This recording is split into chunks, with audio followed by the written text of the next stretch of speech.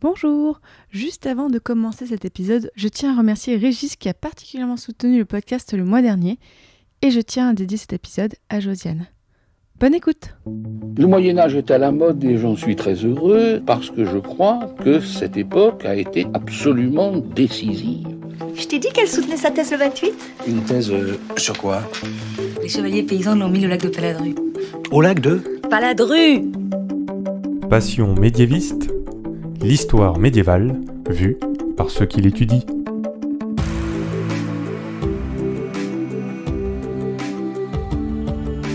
Qu'est-ce que vous savez du Moyen-Âge ? Mais d'abord, qu'est-ce que le Moyen-Âge ?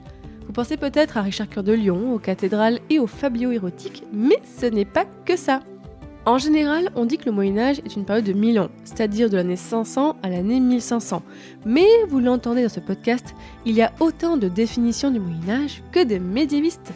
Je m'appelle Fanny Cohen-Moreau et dans ce podcast, je reçois des jeunes médiévistes, c'est-à-dire des personnes qui étudient le Moyen-Âge en master ou en thèse, pour que ils et elles vous racontent leurs recherches passionnantes et que ils et elles vous donnent envie d'en savoir plus sur cette belle période. Épisode 89, Léon et les universités au Moyen-Âge, c'est parti. Excuse-moi, mais il y a des gens que ça intéresse ? Bonjour à toutes et à tous. Alors déjà, je tiens à m'excuser, je suis un petit peu malade, donc vous voyez peut-être ma voix est un peu différente de d'habitude. J'ai un peu le nez pris, donc je m'excuse d'avance. Mais mon invité, lui, il est tout en forme, donc ça va largement compenser. Aujourd'hui, dans cet épisode, alors, nous allons aller dans un espace géographique qui n'est pas encore le Serge, qui n'est que le Cerf. Mais de quoi on parle ? On parle en fait du Saint-Empire romain, qui sera plus tard le Saint-Empire romain germanique, c'est-à-dire à peu près l'Allemagne aujourd'hui, en gros. Et donc, dans cet espace, nous allons parler d'un sujet en particulier, les universités. Et pour en parler, j'ai le plaisir de recevoir Léon Delarue. Bonjour Léon. Bonjour Fanny. Alors Léon, je te reçois parce que tu as fait un mémoire donc de M2, de deuxième année, sur le sujet la fondation de l'université de Leipzig, 1409-1438. Tu étais sous la direction de Isabelle Iribarren et tu étais à l'université de Strasbourg. En quelque sorte, aujourd'hui, auditeurs-auditrices, c'est un petit peu la suite de l'épisode 55. Alors, vous n'avez peut-être pas écouté, je vous le conseille, il est très bien, où avec mon invité, on parlait de la philosophie à la fin du XIIIe siècle et on parlait aussi du lieu d'enseignement de la philosophie, les universités. Mais aujourd'hui, nous allons parler plutôt du XVe siècle, donc un petit peu après. Donc, mais ne vous inquiétez pas, on va quand même reposer plein de bases. Alors déjà, Léon, première question un petit peu rituelle dans Passion médiéviste. Pourquoi est-ce que tu as voulu travailler sur ce sujet ? Alors moi déjà, l'histoire médiévale et moi c'est une grande histoire d'amour depuis tout petit. Depuis que j'ai moins de 10 ans, je joue avec les Playmobil version chevalier, j'écris des histoires avec mes Playmobil, chevaliers, etc. Ensuite, je suis tombé un peu plus dans l'histoire médiévale grâce à la reconstitution. J'ai commencé la reconstitution à 16 ans, donc ça fait un sacré paquet. Maintenant j'ai 24 ans, donc ça fait 8 ans que je fais de la reconstitution. Et lorsque j'étais donc dans le domaine de la reconstitution, chacun choisissait son thème, ce qu'il allait représenter. Et moi, en tant qu'étudiant, j'ai décidé de m'intéresser à la vie étudiante à l'époque médiévale. Il se trouvait que dans mon association de reconstitution médiévale, on faisait du XVe siècle. Et donc, je me suis dit, ok, on va faire de l'étudiant médiéval au XVe siècle. Donc ça, c'était pour le côté reconstitution. Ensuite, j'ai choisi de faire un master un peu passion, parce que faut s'avouer que quand on fait de l'histoire médiévale, il n'y a pas énormément de postes non plus derrière. Tu en avais déjà conscience en commençant ? Oui, tout à fait. J'avais déjà conscience de ça. Au sortir de ma prépa, de ma L3, puis après de mon année de césure, je me suis dit, ok, est-ce que je fais un master plaisir ou est-ce que je fais un master chiant pour faire des sous ? Et je me suis dit... Et tu n'aimes pas l'argent, c'est ça ? Disons que c'est pas le but principal. On va dire que si j'ai suffisamment d'argent à côté pour vivre, moi ça me va. J'ai pas besoin d'avoir énormément... Et donc, j'entre dans ce master d'histoire médiévale à Strasbourg et je cherche un sujet qui correspond donc à ce qui me plaît, à savoir, du coup, les étudiants au XVe siècle. Et, par ailleurs, je voudrais allier ça à quelque chose qui me tient vraiment à cœur. En fait, je suis franco-allemand, et donc j'ai de la famille en Saxe. Donc c'est actuellement dans l'est de l'Allemagne, plein est, juste au-dessus de la République tchèque. Et donc, je décide de faire un mélange entre les deux. Je me dis, ok, est-ce qu'il y a une université qui a été fondée au XVe siècle en Saxe ? Et là, je tombe sur Leipzig. Donc je me dis, c'est parti, c'est mon sujet. Et donc c'est comme ça que j'ai commencé à bosser là-dessus. Et qu'est-ce que tu as voulu montrer dans ton mémoire dessus ? Alors, donc, le mémoire, qui s'appelle en tout « La fondation de l'université de Leipzig 1409-1438 dans l'histoire des universités entre continuité et rupture », c'est un titre assez long. Ah oui, c'est tout un programme, quoi, déjà. Oui, tout à fait. En fait, on en parlera probablement plus tard, mais au début, c'était difficile. Je voulais faire un truc sur l'université de Leipzig en général, à l'époque médiévale, au moment de la fondation, mais c'était très large. Et donc, on a essayé de réduire, et en fait, on a réduit en comparant aux autres universités et donc en l'insérant dans l'histoire des universités. Donc le but de ce mémoire, c'est de situer l'université de Leipzig dans l'histoire des universités, de voir qu'est-ce qu'elle a repris comme tradition et où est-ce qu'elle a innové. Et donc, on s'est dit qu'on allait comparer cette université de Leipzig avec les autres universités médiévales. Donc, comment elle s'insère dans la tradition universitaire, c'est-à-dire, est-ce qu'elle innove ou est-ce qu'elle est en rupture ? Est-ce qu'elle continue, elle perpétue certaines traditions ? On va en parler effectivement un peu plus en détail tout à l'heure. Alors déjà, petite chose pour contextualiser, on aime bien dans Passion médiéviste poser le décor, c'est important. En plus, le Saint-Empire romain, futur germanique, on connaît pas trop. Mais explique-nous, sur quelle période historique est-ce que tu as travaillé et sur quel espace géographique ? Alors, la période sur laquelle j'ai travaillé, c'est celle donc du début du XVe siècle, de 1409 à 1438. Donc c'est une période qui est marquée, en fait, comme tout l'Occident chrétien. Ça, on l'avait vu dans d'autres épisodes, globalement, qui parlent du début du XVe siècle, par le grand schisme. Donc le grand schisme ecclésial, c'est 1378-1417. On a 2 papes, un à Avignon, un à Rome. C'est quand ils se battent un petit peu pour savoir qui est le pape le plus légitime. Et c'est le bazar, clairement. C'est même ça, et c'est même ça un peu plus, parce qu'en 1409, il y en a même 3. Quoi ? Il y en a 3, et pendant 5 ans. Donc, par la suite, sur ma période, en fait, 1409-1438, le grand schisme prend fin en 1417, au concile de Constance, qui va de 1414 à 1418. Ils ont fait un concile pendant 4 ans ? Oui, Ah et ouais. encore, il est court celui-là. Ah bon ? Ok. Ma période d'études se finit par le concile de Bâle, qui commence environ en 1431 et qui termine en 1445. Hein ? Mais ça n'a aucun sens. Ils sont vraiment très lents pour prendre des décisions dans ces conciles. Ben, en fait, les conciles, il y a énormément d'évêques et de gens d'église qui vont, qui viennent, etc.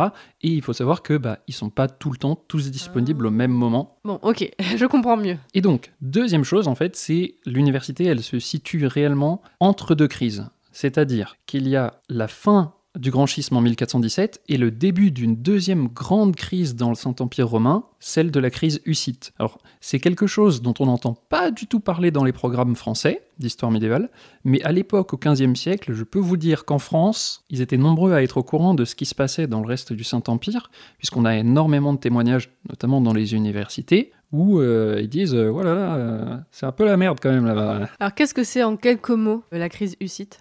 Donc la crise hussite tient son nom de Jean Hus, ou Jan Hus, qui est un théologien de Prague, qui est mort sur le bûcher au même concile de Constance en 1415. Ah ! Et en fait, c'était vraiment le truc à ne pas faire. C'est-à-dire qu'en fait, si le concile de Constance clôt une crise, il en ouvre une autre. Et il a été brûlé parce que...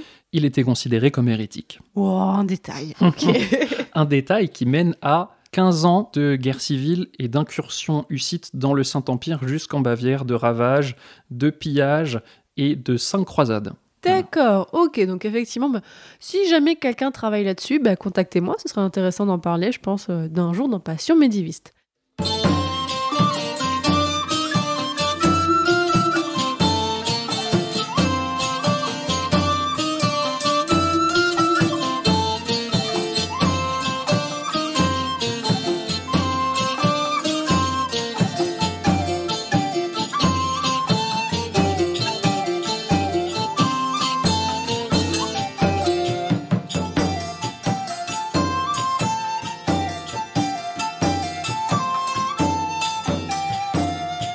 Alors, on arrive au sujet principal de ce podcast, les universités au Moyen-Âge. Alors, comme on l'a dit, tu travailles principalement sur l'université dans le Saint-Empire romain, mais on va parler aussi des universités en général au Moyen-Âge. Alors déjà, première question toute simple, comment est-ce qu'on définit une université au Moyen-Âge et est-ce que ça fonctionne comme aujourd'hui ? Alors, une université médiévale, d'abord, alors au début, donc ça ne ressemble pas tout à fait à une université aujourd'hui. Il y a beaucoup de points communs et il y a beaucoup de différences. Université, à l'origine, c'est Universitas Magistrorum et Scholarium. À tes souhaits. Tout à fait. Et donc, en fait, ça veut dire association des maîtres et des élèves.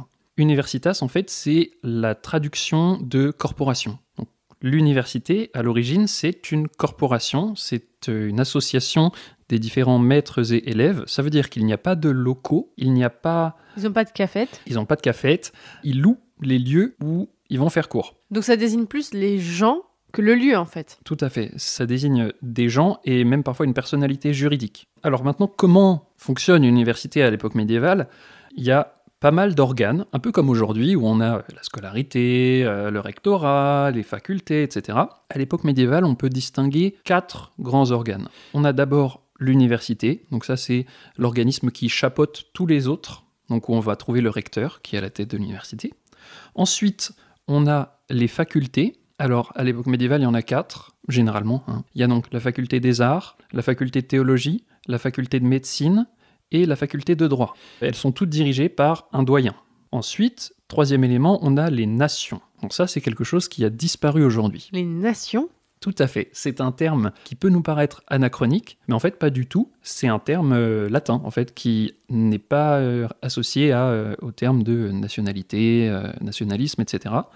Cela dit, c'est un rapport avec l'espace géographique. En fait, une nation, il y a 4 nations généralement par université, même si parfois on peut monter à plus de 12 nations. En gros, les étudiants, ou plutôt les membres de la corporation, puisque ce ne sont pas tous des étudiants, ce sont aussi des maîtres, etc., se regroupent par institutions qui regroupent des entités géographiques. C'est-à-dire que par exemple, à Paris, on a 4 nations, la nation de France, la nation de Picardie, la nation de Normandie et la nation anglaise. En gros, c'est un peu comme si c'est des associations locales ? Pas vraiment. En fait, c'est plutôt des organismes administratifs qui permettent d'être plus effectifs, plus efficaces au niveau de l'administration, parce qu'en fait, ils parlent tous la même langue. C'est un peu Erasmus avant ou rien à voir ? Oui, en quelque sorte, on peut dire ça. Donc ça, c'est les nations, c'est important. Ensuite, on a un 4e et dernier organe de la vie étudiante à l'époque médiévale, ce sont les collèges. Les collèges, c'est un peu comme les internats actuellement. Donc on a, à la fin de l'époque médiévale, 3 types de collèges. Les collèges franco-anglais, en gros, ce sont des collèges qui accueillent des étudiants. Ensuite, on a les collèges de maîtres, donc ça, tout simplement, ils accueillent les maîtres seulement. Et ensuite, on a les collèges religieux, donc qui sont reliés à un ordre religieux. Et donc, rattachés à ces collèges, on a les bourses. Parce que oui, à l'époque médiévale, dès le XIIIe siècle, on a déjà des étudiants boursiers. Ah, ça date d'il y a très longtemps alors. Oui, tout à fait. En fait, une bourse, il y a un glissement sémantique qui se fait sur ce mot, c'est-à-dire que au début, bourse désigne le montant alloué à un étudiant pour pouvoir subvenir à ses besoins pendant ses études. Ensuite, ça glisse vers seulement la partie logement et nourriture, pour finalement seulement désigner le bâtiment dans lequel résident les étudiants qui ont droit de rentrer dans ces bourses. Ok, effectivement, c'est à la fois semblable à aujourd'hui, mais à la fois assez différent. Alors, qu'est-ce qu'on étudie à l'université ? Alors, tu as commencé à le dire. Donc, on a les arts, la médecine, le droit et la théologie, c'est ça ? Tout à fait. Je propose de commencer par les arts libéraux. Donc, la faculté des arts libéraux, en fait, c'est ce qu'on appelle une faculté propédeutique. Pardon ? Alors, c'est un terme que j'ai appris il y a 2 ans. En gros, ça veut dire que c'est la faculté qui mène aux 3 autres facultés. Ah, on commence par les arts libéraux pour ensuite faire le reste, c'est ça ? Exactement. C'est comme si c'était la licence pour après un master. C'est un peu ça. C'est-à-dire qu'on ne peut pas aller dans les autres facultés sans être passé par celle-ci. Donc, c'est logiquement là où il y a le plus de monde et c'est là où il y a le plus de sources. Donc les arts libéraux, ce sont les 7 arts libéraux qui ont été évoqués donc, dans le podcast 55, je pense. Oui, sur la philosophie, on en a parlé, effectivement. Donc le trivium et le quadrivium. Le trivium, c'est grammaire, rhétorique et logique. Et le quadrivium, c'est musique, géométrie, astronomie et arithmétique. Oui, c'est vraiment des programmes assez chargés. En gros, les arts libéraux, ça prend à peu près 5 ans. Dans la faculté des arts libéraux. Ensuite, on a la faculté de théologie. Alors, la faculté de théologie, c'est considéré comme la voie magistrale, celle que les plus grands universitaires doivent entreprendre. Donc c'est étudier les textes sacrés, les textes religieux. Donc les théologiens, ce sont ceux qui vont participer à l'élaboration du savoir, c'est ceux qui vont découvrir la vérité dans le corpus biblique, travailler au salut de la chrétienté. C'est-à-dire qu'il y a une véritable utilité au savoir des théologiens. C'est pas des intellectuels qui vont simplement réfléchir, faire ce qu'on appelle dans le jargon de la masturbation cérébrale. Peut-être un peu aussi parce que... Oui, légèrement quand même, parce que c'est très immatériel ce qu'ils font quand même. Ah, tout à fait, mais... Ils réfléchissent et en soi, ça change pas grand-chose à la vie des gens. Dans une société où tout le monde croit en Dieu, oui, certes. Ça change. Oui, et puis, je veux pas être anticlérical, mais c'est vrai que là, sur un point de vue du 21e siècle, on voit pas trop l'utilité que ça a. En fait, ça a une énorme utilité dans la société, c'est-à-dire que la société, c'est une société extrêmement chrétienne, religieuse. Tout le monde croit en Dieu et tout le monde croit au salut, à l'Apocalypse, etc.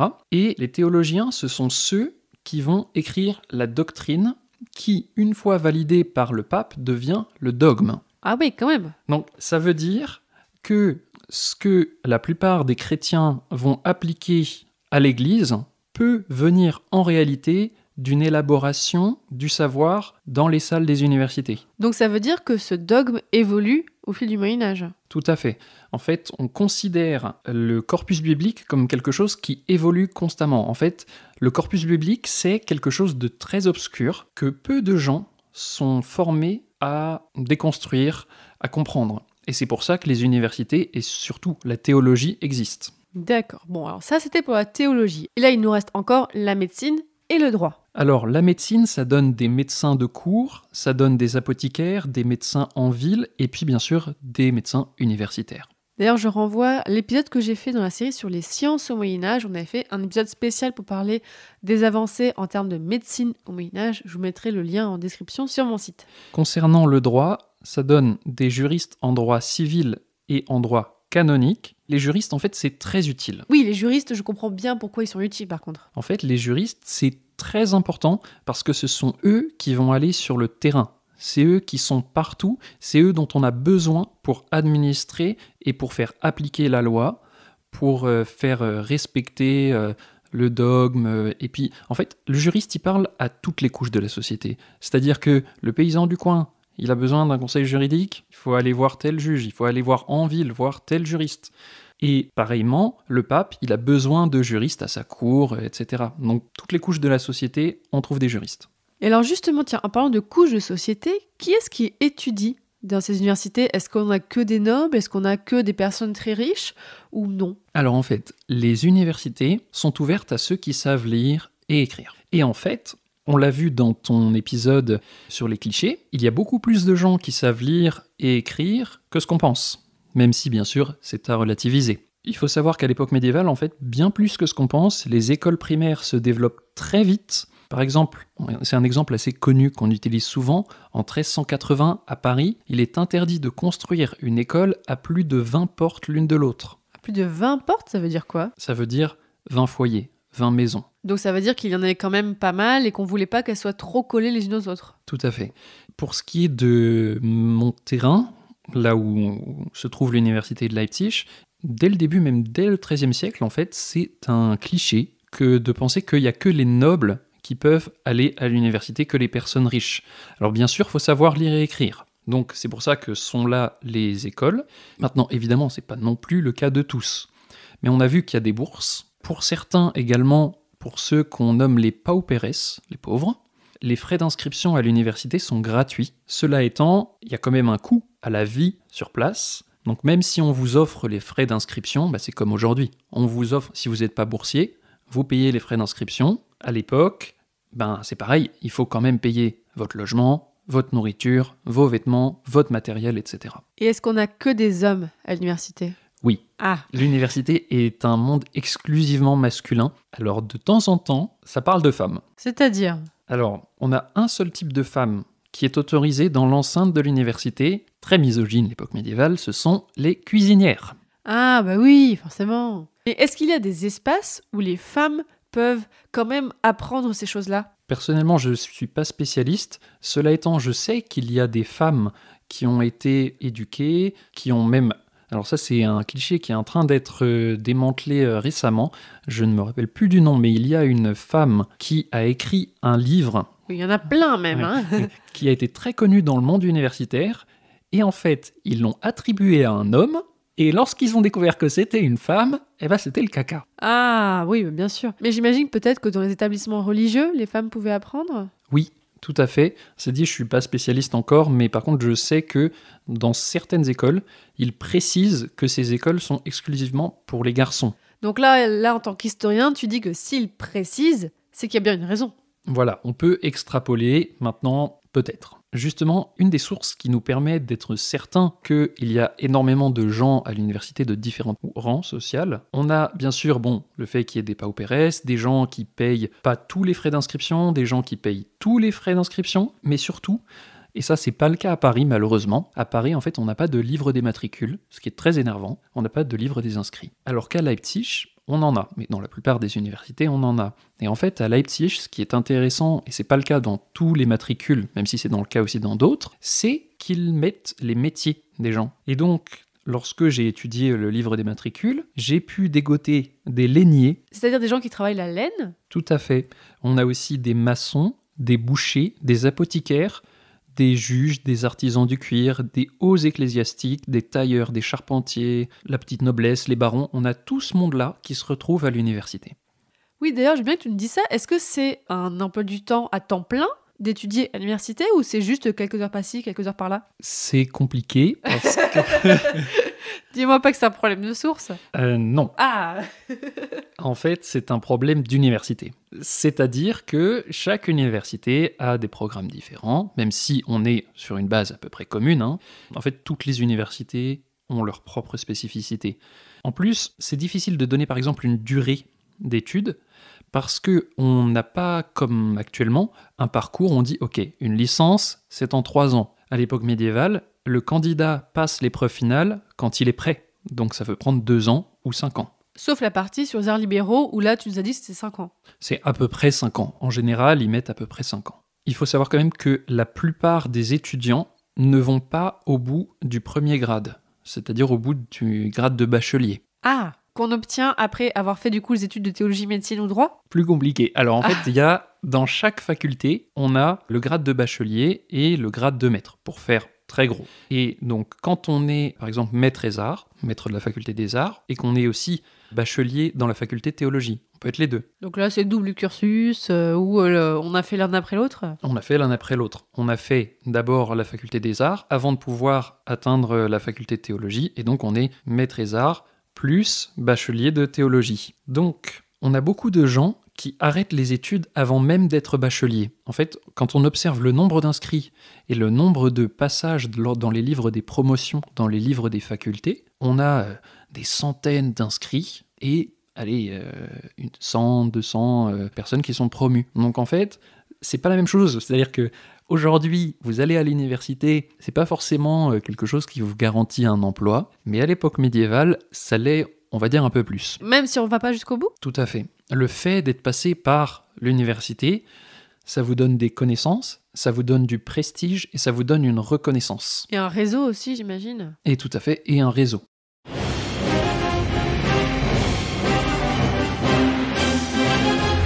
Mais je dis pas que je me fous de l'éducation, je dis que c'est pas une priorité. Évidemment, il y a que des vieux chez vous. Mais je vous emmerde, mon petit pote. Au bout d'un moment, qu'est-ce qu'on en a à foutre que les momies soient illettrés ? Tempora mori, tempora mundis recorda.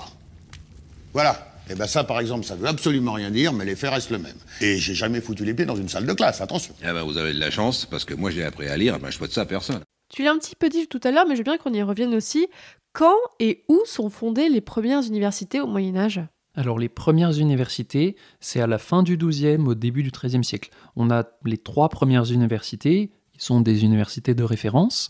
Donc, la première université, c'est celle de Bologne, en Italie.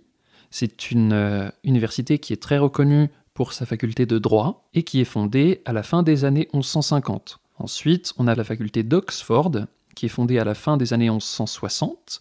Et la 3e université la plus connue, c'est bien sûr celle de Paris, qui est fondée en 1200, ou en 1215. Et alors j'ai peut-être une question un peu bizarre, mais pourquoi est-ce qu'elles sont fondées à ce moment-là? Est-ce qu'elles répondent à un besoin? Est-ce qu'elles répondent à une demande particulière? Alors pourquoi les universités médiévales? D'abord, c'est ce que je disais tout à l'heure, on forme des administrateurs. Et en fait, au XIIIe siècle, notamment sous la politique de Louis IX... Ah oui, ça me dit quelque chose, ce roi, vaguement, oui. Voilà, Louis IX et avant lui, Philippe Auguste, on a une véritable politique d'administration. On va essayer de territorialiser.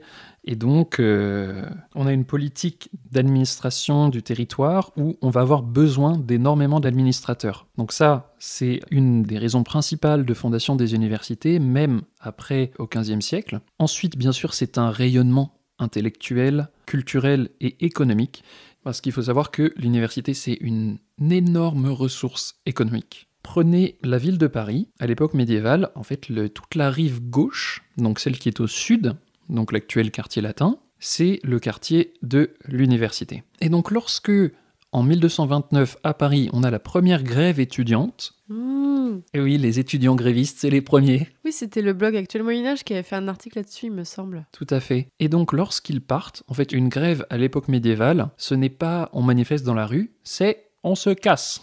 On se lève et on se casse, c'est ça? Exactement, parce qu'en fait, l'université, ça représente une énorme pression économique. Imaginez aujourd'hui, si à Paris, on retirait tous les bénéfices économiques de son quartier latin. Et même si on enlevait tous les étudiants qui sont à Paris, ben déjà, les gens qui louent des appartements de 9 mètres carrés à 900 € seraient bien tristes, malheureusement. Mais voilà, effectivement, on imagine l'impact économique. Voilà, et ensuite, le dernier argument que moi j'aurais pour dire pourquoi les universités, c'est un argument politique. C'est-à-dire que l'université, elle a un poids, ses membres sont influents dans l'Église. Par exemple, ils sont toujours là lors des conciles, les fameux conciles. Il est aussi toujours bon de les avoir en fait de son côté. C'est pour ça que lorsqu'on fonde une université, on est son mécène, donc on a intérêt à en fonder parfois pour en avoir de son côté.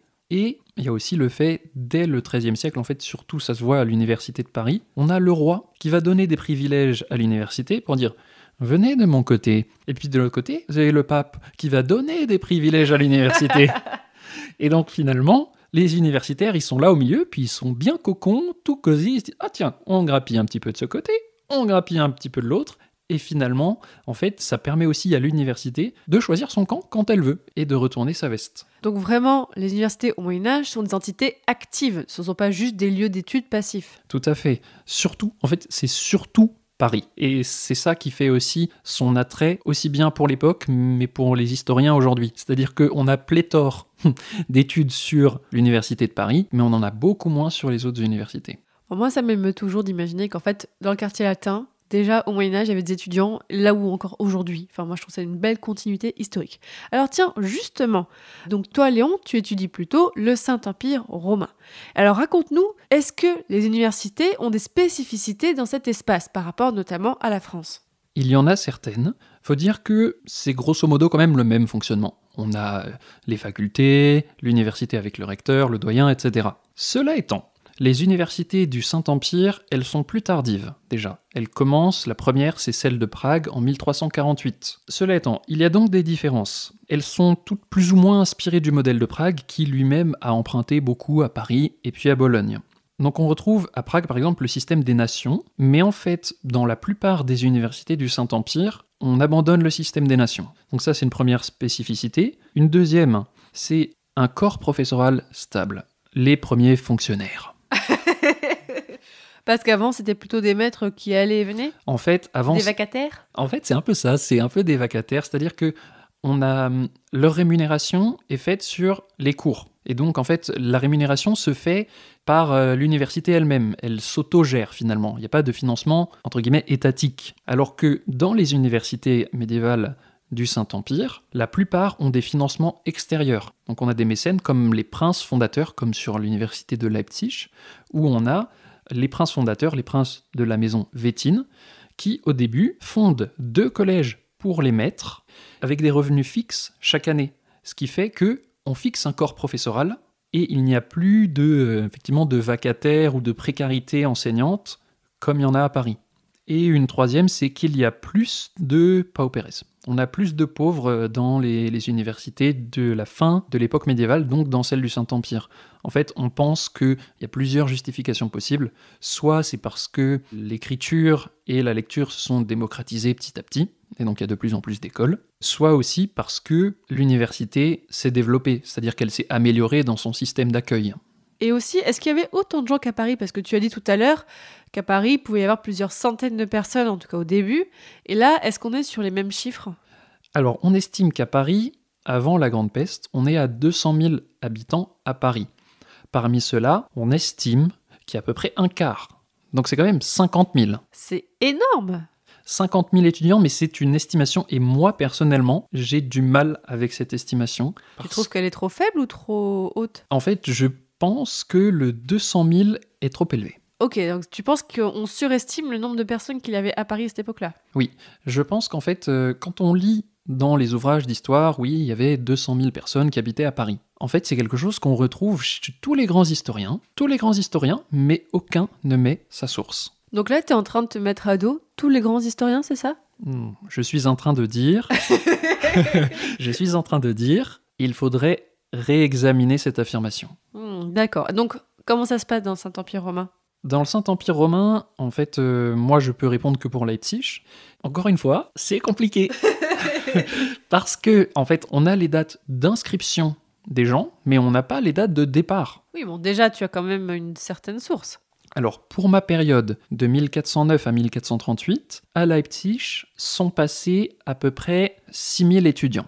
Oui, donc un peu moins qu'à Paris quand même. Un peu moins, effectivement. Mais il faut savoir que la population de Leipzig est de 8000 personnes à la fin du XVe siècle.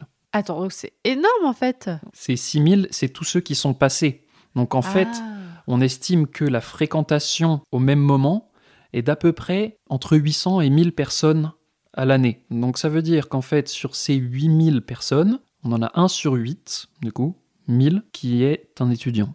Et est-ce que l'université de Leipzig existe toujours? L'université de Leipzig existe toujours, sans interruption depuis 600 ans. Moi, j'ai pas trop étudié ce qui se passe après, mais je sais qu'elle reste une université très classique dans son approche des méthodes universitaires jusqu'à l'arrivée de la Réforme, où là, elle embrasse la Réforme. Donc la Réforme, les protestants et tout ça. Tout à fait. Bon, on approche à la fin de ce podcast. Mais déjà, Léon, est-ce que tu as des recommandations de lecture pour les personnes qui voudraient en savoir plus, justement, sur l'université au Moyen-Âge? Alors du coup, j'ai préparé une petite bibliographie. Qu'on mettra en entier sur le site passionmédiéviste.fr. Donc déjà, peut-être, donne-nous 2-3 titres. 2-3 titres. Pour ceux qui s'intéressent aux universités médiévales en elles-mêmes, lisez, même si l'ouvrage est un peu daté, c'est quand même une référence, l'ouvrage de Jacques Verger, Les universités au Moyen-Âge. Basique, très simple à trouver. Ensuite, si vous voulez lire quelque chose sur les Hussites, très intéressant, vous pouvez lire La Réforme commence à Prague, Histoire des Hussites, 15e, 20e siècle, par Olivier Marin. Et enfin, si vous voulez quelque chose sur l'université de Leipzig, eh ben, sachez que je suis le premier à la traiter en France. Oh, waouh! Donc, envoyez-moi un message et je vous envoie mon mémoire. Sinon, je peux vous donner une référence si vous lisez en allemand. On sait jamais, vas-y. On sait jamais. C'est vrai qu'on n'a même pas dit de mots d'allemand quasiment dans ce podcast. Je suis un peu déçue, il n'y a quasiment pas eu d'allemand. Et là, au moins sûr que tu prononces bien, c'est bien. Bah, là, c'est le moment. Alors donc, le livre en allemand que je vous recommande, c'est Geschichte der Universität Leipzig, 1409-2009, Spätes Mittelalter und frühe Neuzeit, 1409-1831. Et donc, ça a été publié par Enno Büns, Manfred Rudersdorf et Detlef Döring. Voilà, on vous mettra l'orthographe sur les noms. Oui, bah oui, non mais voilà, tu aurais pu me dire n'importe quoi, je n'aurais rien compris, effectivement. Alors aussi, Léon, depuis que tu as fini ton mémoire, donc il y a quelques mois, à l'heure où on enregistre ce podcast, qu'est-ce que tu fais? Je continue la recherche. Je suis actuellement donc en contrat doctoral à l'université de Strasbourg avec Isabelle Iribarren. Félicitations, c'est bien d'avoir un contrat doctoral. Merci. Félicitations. Donc, et tu travailles sur la suite. Ah! Donc comme personne n'avait travaillé sur l'université de Leipzig et les Hussites, et ben voilà. Donc je fais une thèse, mais à côté j'ai d'autres activités, notamment l'écriture. J'écris des romans énormément inspirés de l'histoire. où justement le fait d'avoir étudié l'histoire, je me dis ah tiens, ça c'est inspirant, ça je prends, ça je mets là, ça je mets là, ça je mets là.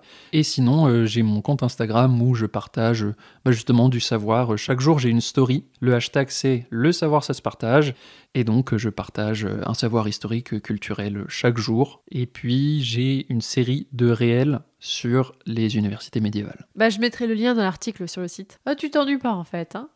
Non, mais parfois c'est peut-être un peu trop aussi. Mais là, vraiment, pour finir, Léon, est-ce qu'il reste encore des choses à découvrir sur l'université médiévale? Est-ce que tu aurais peut-être aussi des conseils de sujets pour les gens qui voudraient étudier ça? Alors, il faut savoir que les universités médiévales, en France, on a beaucoup traité les universités françaises.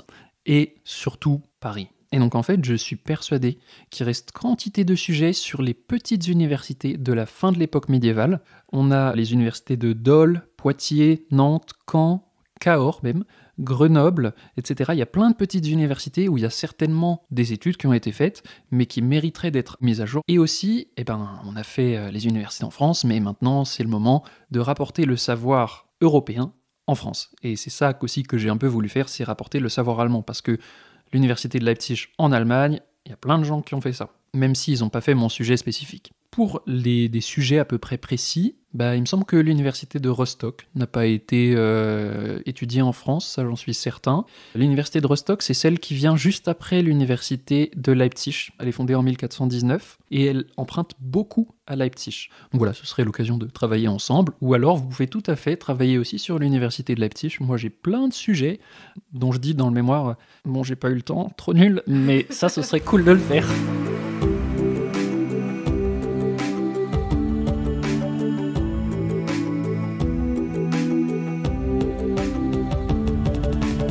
Désormais, chers auditeurs et auditrices, vous en savez beaucoup plus sur les universités au Moyen-Âge.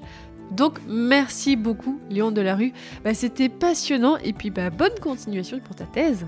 Merci beaucoup et merci de m'avoir invité. C'était un plaisir de partager au maximum toutes ces informations et tout savoir. C'était passionnant, j'ai même pas pu te poser toutes mes questions parce que sinon l'épisode aurait duré trop longtemps.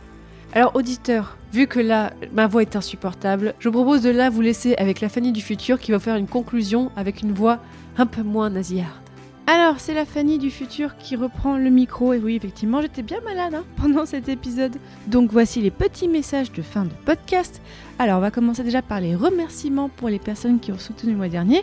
Déjà, en plus de Régis dont j'ai parlé au début, je tiens à remercier donc les personnes qui ont soutenu. Alors donc, pour vous dire, oui, déjà, Passion médiéviste, c'est un podcast indépendant, où je travaille totalement en indépendance dessus, j'ai pas de médias, j'ai pas de studio qui me soutient derrière, donc c'est vraiment grâce à vos dons que je peux y consacrer de plus en plus de temps. Maintenant, c'est mon travail à mi-temps grâce à vous. Donc je tiens à remercier déjà David, Salomé, Laurent, Grégory, Hugo, Zoé, Marion, Norbert, Bernard, Jennifer, Franck, Nelly, Claire et Gratien. Ces personnes m'ont fait des dons. Si vous voulez en faire vous aussi, je vous explique comment faire sur mon site passionmédiéviste.fr/soutenir. À partir de 1 € par mois, ça m'aidera déjà beaucoup. Et si c'est pas possible pour vous, déjà vous pouvez vraiment m'aider en parlant du podcast autour de vous. Vraiment, le bouche à oreille, ça marche beaucoup. N'hésitez pas à recommander le podcast, comme ça plein de gens écouteront Passion médiéviste. Et si le sujet du jour vous a intéressé, alors je vous rappelle qu'effectivement j'avais fait l'épisode 55 sur la philosophie au Moyen-Âge qui est en lien. On a aussi l'épisode sur les livres au Moyen-Âge dans la série sur les sciences. En tout cas, il y a plein d'épisodes qui sont en lien, je vous mettrai la liste sur mon site. Et n'hésitez pas, profitez-en tant que vous êtes sur le site pour aller voir mes autres podcasts, mes autres épisodes, il y a plein de choses. Et dans le prochain épisode de Passion médiéviste, dans l'épisode 90, on va changer totalement de sujet, vraiment, on va même changer totalement d'espace géographique. On va partir bien à l'est et on va parler d'une certaine famille à Byzance qui s'appelait les Comnènes. Salut, à bientôt!